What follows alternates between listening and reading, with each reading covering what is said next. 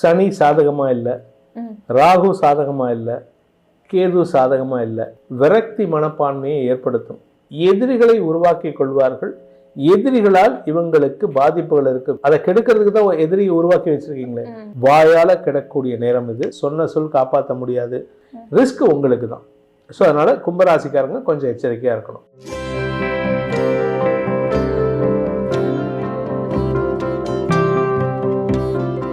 கும்பராசிக்கு இந்த ராகு கேது பெயர்ச்சி எப்படி அமைப்பது? கும்பராசியை பொறுத்த வரைக்கும் சனி சாதகமா இல்லை, ராகு சாதகமா இல்லை, கேது சாதகமா இல்லை. ஆனால் நிறைய பேர் சொல்றாங்க சனி கொடுக்கறாரு, இப்போ நல்ல பதவியை கொடுப்பாரு அப்படின்ட்டு.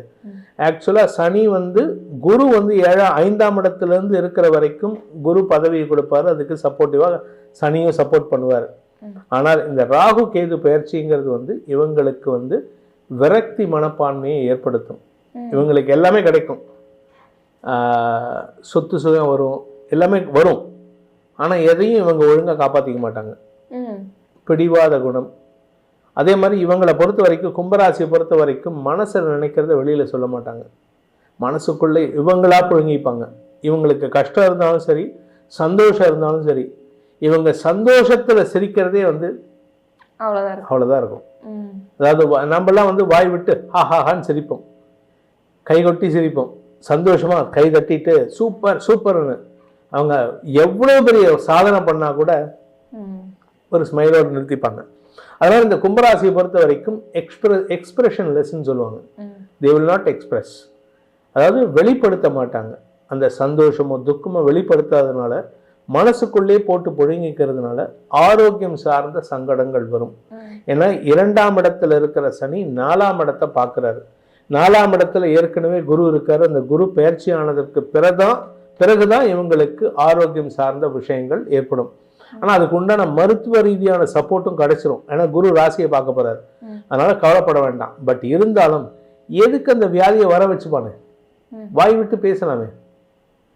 ஒன்னா கணவன்கிட்ட பேசணும், இல்லை பிள்ளைங்க கிட்ட பேசணும், இல்லை அப்பா அம்மாட்ட பேசணும், இல்லை ஃப்ரெண்டுகிட்டையாவது பேசணும். நான் யாருக்கிட்டையும் சொல்ல மாட்டேன், எனக்குள்ளே போட்டு. அதாவது ரகசியம் காக்கக்கூடாது. இப்போ இருக்கிற சிச்சுவேஷன், நீங்கள் மற்ற விஷயத்தில் உங்கள் வீட்டில் பணம் இல்லைங்கிறத ரகசியமாக வச்சுக்கலாம். இல்லை உங்கள் கணவருக்கு ஏதாவது வேலை போயிடுத்து அப்படிங்கிறதையோ, இல்லை மனைவிக்கு வேலை போயிடுத்துங்கிறதையோ ரகசியமாக வச்சுக்கலாம். ஆனால் உங்களுக்கு ஹெல்த் இஷ்யூ இருக்குங்கிறது யார்கிட்டயும் சொல்லணும். இல்லை எனக்கு இப்போ ஒன்றும் இல்லை, எனக்கு என்னோட மனைவிக்கு உடம்பு சரியில்லைன்னா அவங்க கும்பராசியாக இருந்தாங்கன்னா என்கிட்ட சொன்னால் தான் நான் கூட்டிகிட்டு போவேன். நானே பார்த்து இவளுக்கு உடம்பு சரியில்லையோ அப்படின்னு கூட்டிகிட்டு போக முடியாது. எல்லாருக்கும் ஜோசியம் தெரியாது. இப்போ எனக்கு தெரியும், எனக்கு எங்கள் அம்மாக்கோ என் மனைவிக்கோ இல்லை என் ஃப்ரெண்டுக்கோ யாருக்காதுன்னா உடம்பு சரியில்லை, இவனுக்கு உடம்பு படுத்த போகுதுன்னு கூட்டிகிட்டு போவேன். முன்னாடியே எச்சரிக்கை மணி அடிச்சிருவேன். எல்லாருமே அப்படி இருக்க முடியாது. ஸோ அதனால இவங்க எக்ஸ்பிரஸ் பண்ணணும். இவங்களை பொறுத்த வரைக்கும் 2ஆம் இடத்துல சனி இருக்கிறதுனால 4ஆம் இடத்தை பார்க்குறாரு, 8ஆம் இடத்தை பார்க்குறாரு. எதிரிகளை உருவாக்கி கொள்வார்கள். எதிரிகளால் இவங்களுக்கு பாதிப்புகள் இருக்கு. குறிப்பாக அரசியல் துறை சார்ந்தவர்களுக்கு எதிரிகளால் இவங்களுடைய உடைமைகளுக்கு பாதிப்பு இருக்கு. ஸோ கவனமா இருக்கணும். கௌரவம் பாதிக்கப்படுறதுக்கு வாய்ப்பு இருக்கு. பதவி கிடைக்குமா அப்படின்னு கேட்டா பதவி வரும். அதை கெடுக்கிறதுக்கு தான் எதிரியை உருவாக்கி வச்சிருக்கீங்களே. ஸோ அதனால எதிரிகளை உருவாக்கிக்காம இருக்கிறதுக்கு முடியாது. ஆனா அந்த பதவி வரும்போது நீங்க பெருந்தன்மையா, இந்த பதவி எனக்கு வேணாம், இவருக்கு கொடுத்துருங்க. எவன் எதிரின்னு பார்த்து அவனுக்கு கொடுக்கணும். அவனுக்கு கொடுத்துட்டு அவன் உங்ககிட்ட தான் அட்வைஸ் கேட்பான். ஸோ அவனுக்கு சொந்த புத்தி கிடையாது.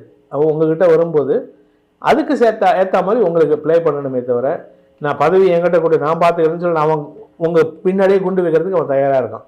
So you have to be careful as for us your இந்த பதவி வரப்போகிறது, இந்த மாதிரி விஷயத்துலலாம் கவனமாக இருக்கணும்.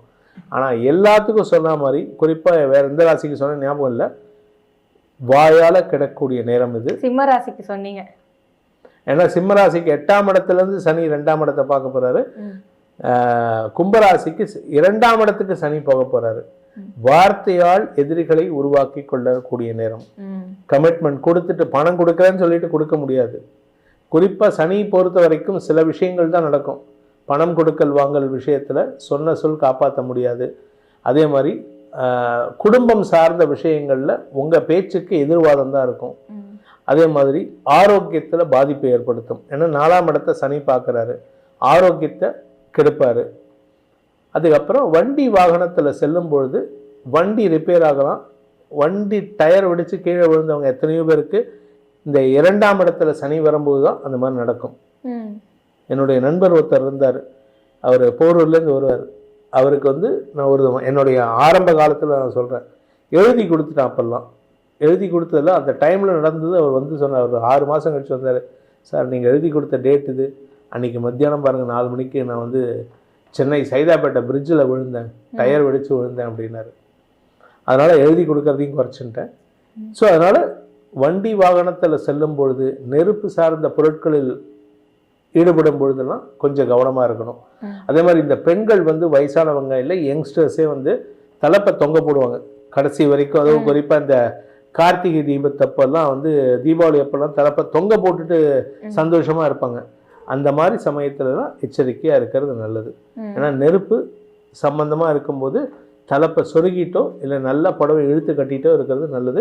ரிஸ்க் உங்களுக்கு தான். ஸோ அதனால் கும்பராசிக்காரங்க கொஞ்சம் எச்சரிக்கையாக இருக்கணும். கும்பராசிக்காரங்க வாயை திறந்தே பேச மாட்டாங்கன்னு சொல்லிட்டீங்க. அப்போ அவங்க திருமணம் ஆகாமல் இருக்கிறவங்களுக்குலாம்? திருமணமானவர்களுக்கும் சரி, திருமணம் ஆகாமல் இருக்கிறவர்களுக்கும் சரி, இப்பொழுது அவ்வளவு சாதகமான சூழ்நிலை இல்லை. அதனால் முடிஞ்ச வரைக்கும் திருமணத்தை தள்ளி போடுவது நலம். சிம்மராசி மாதிரியே தான் திருமணத்தை தள்ளி போடுறது நல்லது. இன்ஃபேக்ட் இவங்களுக்கு வந்து திருமணம் வந்து வந்து நின்று போகும். கும்பராசியை பொறுத்த வரைக்கும் எனக்கு ஒரு சகோதரி, ஒரு அம்மா ஃபோனில் மெசேஜ் அனுப்புகிறாங்க. சார் நீங்கள் சொன்ன மாதிரி அவங்களுக்கு வந்து 12ஆம் இடத்துல சனி இருக்கும்போது நான் சொல்கிறேன் வேண்டாமா அப்படின்ட்டு. இல்லை அப்படின்னு சொல்லிட்டு பையன் ப்ரெஷர் பண்ணானேன்னா என்னமோ காரணத்தினாலே போய் பார்த்து கடைசி நேரத்தில் அந்த பொண்ணே வேணான்னு சொல்லிட்டு போயிடுச்சு. நான் அடுத்த வாரம் கல்யாணம், பத்திரிகையெல்லாம் கொடுத்தாச்சு. ஏதோ வந்து நகை ஏதோ வாங்கிறதுக்காக போனப்போ எனக்கு இந்த கல்யாணத்தில் இஷ்டம் இல்லைன்னு சொல்லிட்டு போயிட்டாங்களாம். ஸோ அந்த அம்மா வந்து ரொம்ப அழுதாங்க, நீங்கள் சொல்லதை கேட்காம நான் போனேன் சார் அப்படின்ட்டு. அவங்களுடைய நேரம் அப்படி. நான் அது அவங்க கேட்டிருந்தா கூட வேற விதமாக அவமானப்பட்டிருப்பாங்க. அதனால் கும்பராசியை பொறுத்த வரைக்கும் திருமணத்தை 2027 ஜனவரி வரைக்கும் தள்ளி போடுவது சுபம். இல்லை அப்படின்னா கஷ்டம். அதுக்கு ஏதாச்சும் பரிகாரம் இருக்கா? இது பண்ணினாலும் அவங்க ஜாதகத்தில் வந்து 7ஆம் இடத்துக்கு 2 கிரகங்களுடைய தொடர்போ பார்வையோ இருந்ததுன்னா ஒன்றுக்கு மேற்பட்ட திருமணங்கள் நடக்கும். அந்த மாதிரி இருக்கிறவங்களுக்கு மட்டும்தான் இப்போ திருமணமே நடக்கும். ஏன் அப்படின்னா அது திருமணம் நடந்து உடனே ஃபெயிலியர் ஆகணும். பிரிவை தந்து அதுக்கப்புறம் 7 சனி முடிஞ்சதுக்கப்புறம் தான் மறுபடியும் ஒரு திருமணம். கொஞ்சம் பொறுமையாக இருந்துட்டாங்கன்னா, இந்த ஆக்க பொறுத்தவனுக்கு ஆற பொறுக்க முடியாதா பழமொழி சொல்லுவாங்க. உங்களுக்கு சமையல் பற்றி தெரியும். சமைக்கிறவங்களுக்கு அந்த சூடு ஆறுற வரைக்குமாவது பொறுமையாக இருக்கணும். அந்த மாதிரி கட்டத்தில் இருக்காங்க. கொஞ்சம் பொறுமையாக இருந்துட்டாங்கன்னா திருமண வாழ்க்கை நல்லா இருக்கும். சரி, ஏற்கனவே திருமணமானவங்க ஏற்கனவே அவங்க பேச மாட்டாங்க, இன்னும் பேசாம மடந்தையாக இருக்கிறது நல்லது. ஆண்களாகட்டும் பெண்களாகட்டும் பேசுவதை குறைப்பது நல்லது. ஏன்னா நீங்கள் சொல்லக்கூடிய நல்ல விஷயம் கூட நீங்கள் சொல்லுவீங்க, இன்றைக்கி வேணாங்க. நீங்கள் உங்கள் மனைவி கிட்ட சொல்லுவீங்க, இன்றைக்கி வேணாம்மா, நாளைக்கு உன்னை கூட்டிகிட்டு போகிறேன். உடனே அந்த பொண்ணு சண்டை போடும். அது எப்படி எங்கள் அம்மா வீட்டுக்கு நாளைக்கு கூப்பிட்டு போகிறேன்னு சொல்லலாம், நான் இன்றைக்கே கிளம்புறேன், நான் இனிமேல் வரமாட்டேன், சண்டை போட்டு போகும். நீ நல்லது தான் சொல்லியிருப்பான், இந்த பையன் நல்லது தான், கும்பராசி பையன் நல்லது தான் சொல்லியிருப்பான். ஆனால் கேட்குறவனுக்கு அது தப்பாக தோணும். ஸோ முடிஞ்ச வரைக்கும் நிதானத்தோடு இருப்பது நல்லது. திருமண விஷயத்தில் தள்ளி போடுவது புத்திசாலித்தனம்.